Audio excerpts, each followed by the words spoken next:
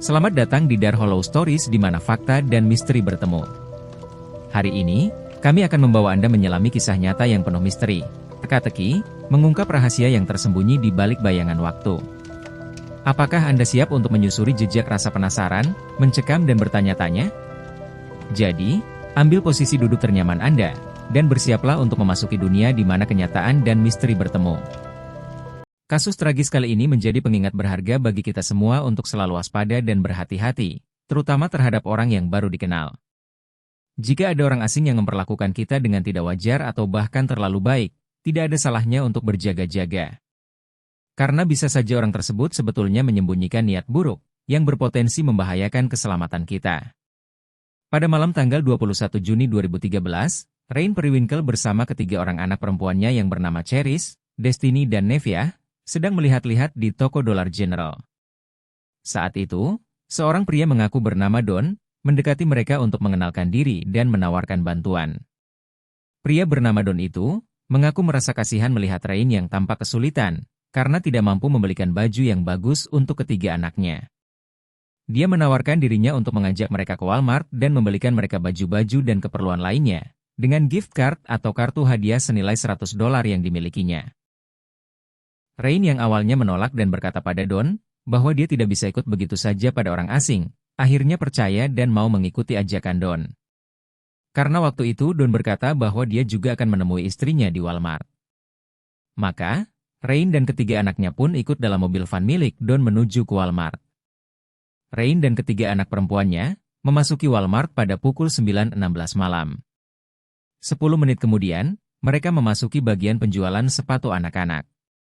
Dari rekaman CCTV toko, tampak Rain sedang sibuk memilih-milih sepatu, sementara ketiga anaknya terlihat tengah berkeliling dan melihat-lihat sepatu di rak sebelah tempat Rain berada.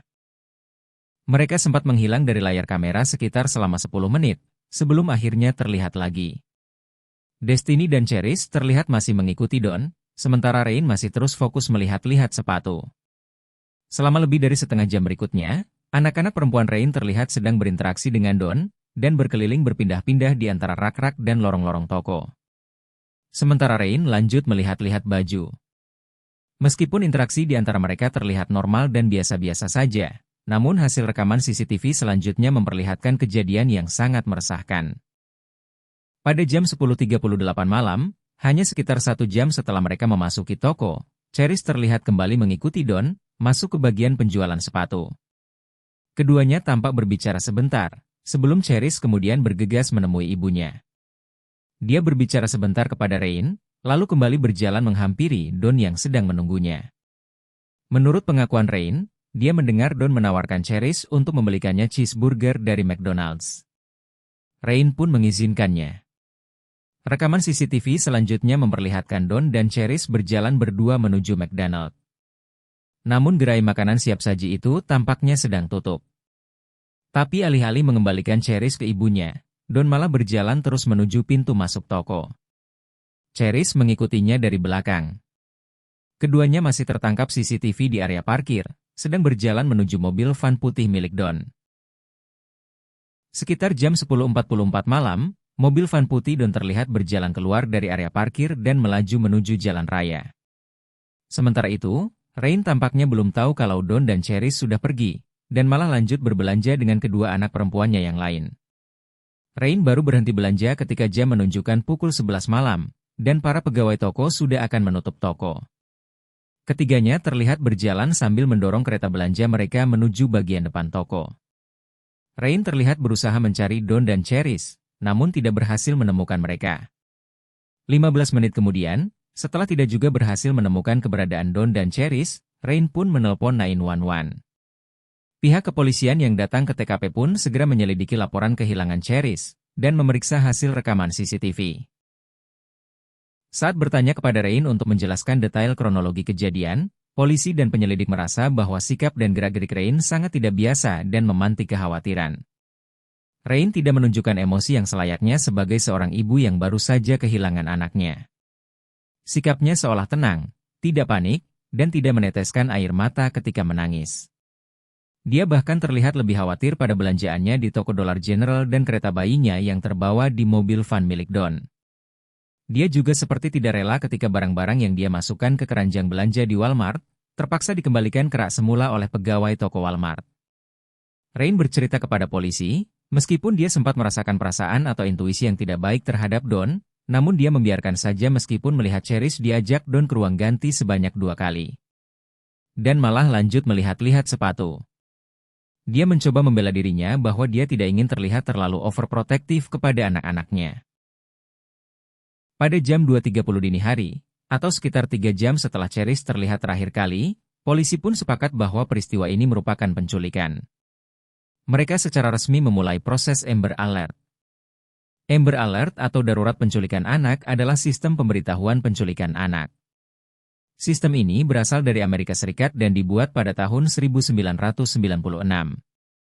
Amber merupakan singkatan resmi dari America's Missing Broadcast Emergency Response, yang sebelumnya diambil dari nama Amber Hagerman, anak berusia 9 tahun yang diculik dan dihilangkan nyawanya di Arlington, Texas, pada tahun 1996. Pihak berwenang berpacu dengan waktu untuk mengungkap identitas Don dan menemukan Cherish sebelum terlambat.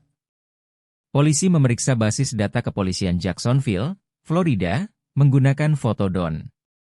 Dari pencarian tersebut, mereka menemukan seorang pria berusia 56 tahun bernama Donald James Smith yang diduga kuat sebagai pelaku penculikan ini. Saat polisi menunjukkan foto tersangka kepada Rain, ia langsung mengenali dan memastikan bahwa pria bernama Donald itu adalah Don yang menculik Cherish. Dari data kejahatan Don yang tersimpan di database kepolisian, ditemukan fakta-fakta yang mengerikan. Don ternyata adalah seorang pelaku kejahatan seksual dengan daftar kejahatan berat selama 3 dekade. Daftar kejahatannya mencakup 20 kali penangkapan, dengan 9 dakwaan yang berhubungan dengan tindak kriminal kepada anak-anak. Selain itu, kejahatan lain yang pernah dilakukan oleh Don, diantaranya yaitu pencurian, penipuan, perampokan, pemilikan zat ilegal, penjualan barang-barang asusila, beberapa tindak asusila di hadapan anak-anak, penyerangan anak, dan percobaan penculikan. Don juga baru saja dibebaskan dari tahanan 20 hari sebelumnya akibat berpura-pura menjadi petugas Departemen Pelayanan Anak untuk bisa membujuk seorang anak kecil agar terpisah dari neneknya. Setelah sekitar 5 jam lamanya dari waktu kehilangan Cherish, pengumuman Amber Alert akhirnya telah mencapai ribuan penduduk Florida. Dalam deskripsi yang disebar oleh pihak berwenang, diinformasikan tentang seorang anak perempuan yang menjadi korban penculikan, tersangka pelaku penculikan, mobil van putih dan sebuah baby stroller atau kereta bayi berwarna biru. Di antara banyaknya laporan masyarakat yang masuk ke kepolisian, ada seorang pemilik rumah di sebuah daerah berjarak sekitar 3 mil dari Walmart, yang melaporkan adanya penemuan sebuah kereta bayi berwarna biru bersandar di dinding luar rumahnya.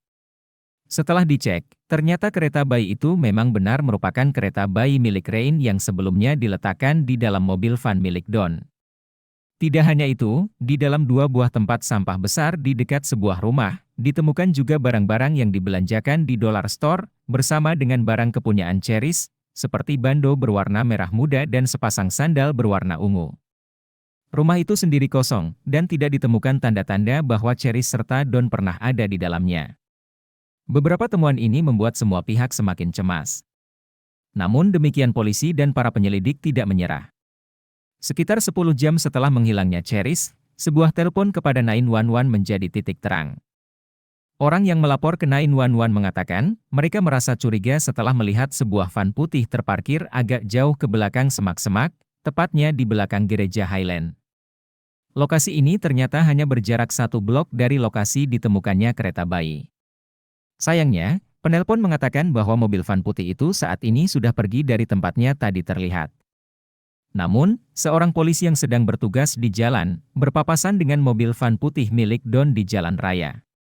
Dengan segera para petugas kepolisian melakukan pengejaran terhadap mobil itu. Berharap keberuntungan masih di sisi mereka. Berharap setidaknya, Cherish masih ditemukan hidup dan selamat. Usaha mereka tidak sia-sia ketika akhirnya tersangka berhasil dikepung dan disudutkan di jalan raya Forest Street. Don berhasil dilumpuhkan tanpa perlawanan. Namun, Cherish tidak ada di dalam mobil. Polisi berkali-kali menanyakan keberadaan Cherish kepada Don. Tapi dia menjawab bahwa Cherish melompat dari atas mobil saat mobil berhenti di lampu merah dan pergi melarikan diri. Walaupun jawaban ini sedikit memberi harapan bahwa Cherish masih hidup, Tapi setelah melihat kondisi Don dengan celana yang basah, polisi mulai curiga akan adanya sesuatu yang lain. Polisi mengetahui bahwa ada aliran sungai di belakang gereja Highland. Mereka yakin bahwa celana Don yang basah berkaitan dengan sungai tersebut. Maka mereka segera menerjunkan tim K9 untuk memeriksa ke lokasi itu. Polisi bersama unit K9 yang menyelidiki area sekitar semak-semak menemukan jejak ban mobil Don. Jejak tersebut membawa mereka menyusuri jalan dari belakang gereja hingga ke area tersembunyi di balik pepohonan lebat. Di sana, mereka menemukan sebuah kantong plastik putih bersama dengan kaos kaki hitam yang basah. Dari tempat itu, polisi terus menelusuri area sekitar, hingga akhirnya mereka berhasil menemukan jasad seorang anak perempuan dalam kondisi yang mengenaskan. Cherise Periwinkle, seorang anak perempuan berusia 8 tahun, ditemukan terbenam dalam perairan yang keruh, setengah terjepit di bawah sebatang pohon yang tumbang. Tubuhnya ditemukan dengan hanya setengah berbusana. Hasil otopsi menyimpulkan bahwa anak perempuan yang malang ini mengalami kekerasan sebelum akhirnya dihabisi dengan cara dicekik. Bukti DNA yang ditemukan pada jasad korban sesuai dengan diri sang pelaku, Donald Smith. Don menolak untuk mengakui perbuatannya dan tidak mau menceritakan kejadian yang sebenarnya.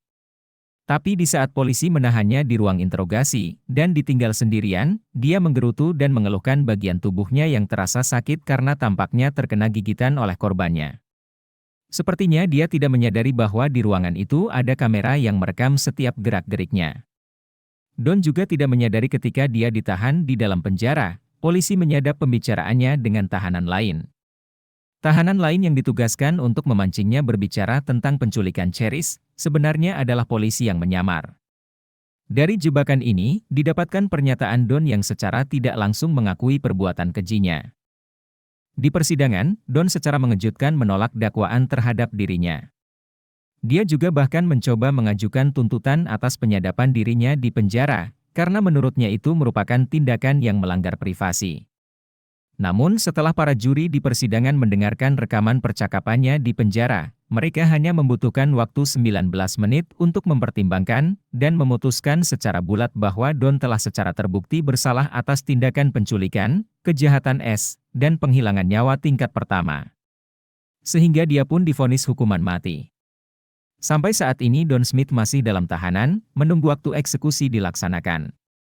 Dan sebulan setelah kasus ini terjadi, Rain Periwinkle harus melepaskan hak asuh atas kedua anak perempuannya yang lain. Terima kasih sudah menonton video ini. Kalau kalian suka, jangan lupa kasih like, komentar, share, dan subscribe untuk membantu channel ini terus berkembang. Sampai jumpa di konten berikutnya.